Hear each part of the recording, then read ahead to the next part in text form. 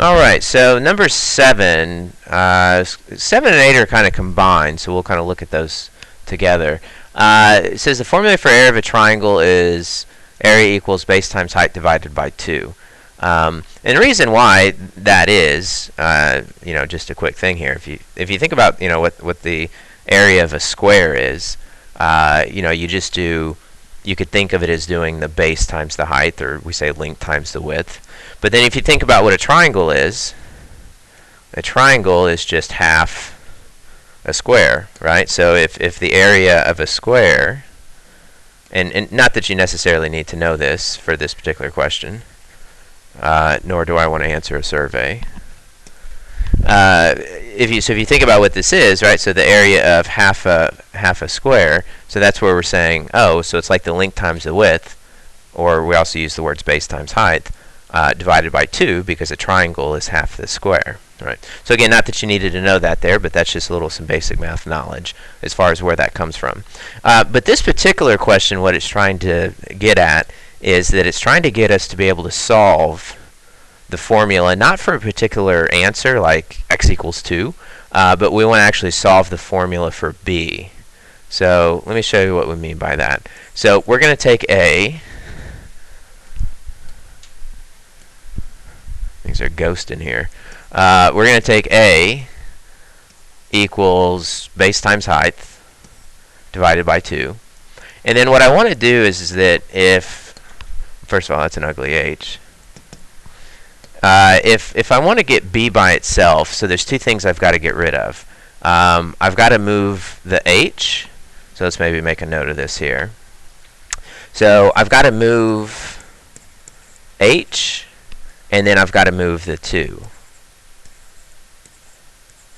Right? Because those are the two things that are preventing B from being by himself. Because if I want this by itself, here's B, and then here's our little fence or our wall that divides the two sides. So if I say who's on the same side as B, well, I've got an H I've got to get rid of, and I've got a 2 that I've got to get rid of.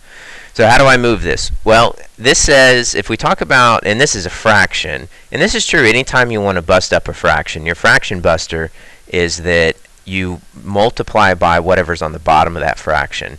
And the reason for that is that that says division, right? So we say we do the opposite. So the opposite of dividing is to multiply. And what happens is those two things cancel each other out, and then I no longer have a fraction. Now, what I do to one side, I do to the other side. So I'm going to multiply by 2. And so we get 2a is equal to b times h, right? So let's make sure we're clear on what just happened there. Is that you're going to multiply, maybe let's make a note here too, is that you're going to multiply by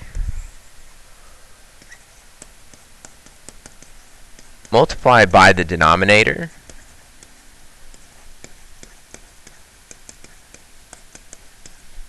to bust up or to break up any fraction.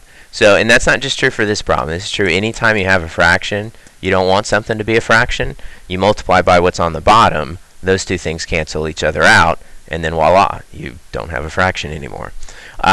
So we got rid of the 2, so we're good there. Now what we need to do is we need to move the h. Well, that says b times h. We know that we do the opposite, so the opposite of multiplying by h would be to divide by h. Now I'm going to divide both sides by h. And then you're like, well, how am I supposed to do that? Well, so again, remember we said that we're actually not getting like an answer like x equals 2.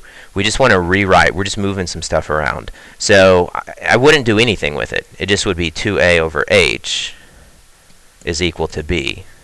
Or, if we want to flip that, let's flip that around. We'd say b is equal to 2a over h. Okay. So we're not actually, so for number 7, we're actually not solving for a particular number. We're just wanting to move some stuff around there. Now that we're here, we can actually go ahead and do number 8 as well. It says a triangle had, or maybe has, a base of 4 centimeters and an area of 24. What is the height? So now that we've rewritten this formula, it's going to make it real easy for us, because they're giving us a base of 4, so that means that b equals 4. And then they say area of 24. So that means that A is equal to 24.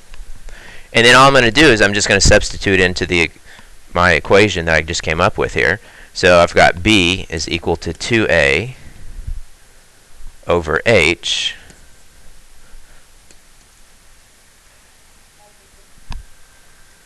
Actually, let me stop you right there real quick. Actually, there was a mistake on here, a typo that I just realized, and so the copy that you have, this may be fixed depending upon when I printed this out.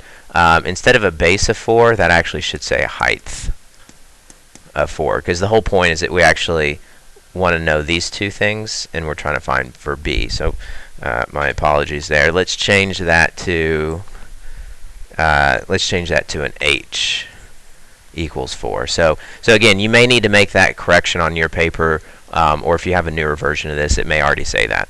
All right, so now that we've got the right things there, so let's plug in the two things that we know. So we're saying 2 times A, which is 24, over the height, which is 4. So we're going to plug in 24 for A. So let's plug in 24, and then we're plugging in 4 for B. So what I end up with is 48 over 4, and then I'm like, well, how many times does 4 go into 48? Well, it goes 12 times. So I'd have 12 centimeters. Okay. All right, so again, make sure you made that correction there. It should have been a height of 4. And let's make sure that number 7 and let's make sure number 8. So 7 and 8, 7 you're solving for H. So notice there, so it's basically the same thing, but instead of solving for B, you're solving for H. And number 8, a triangle has a base of 2 and an area of 16. So that actually is correct.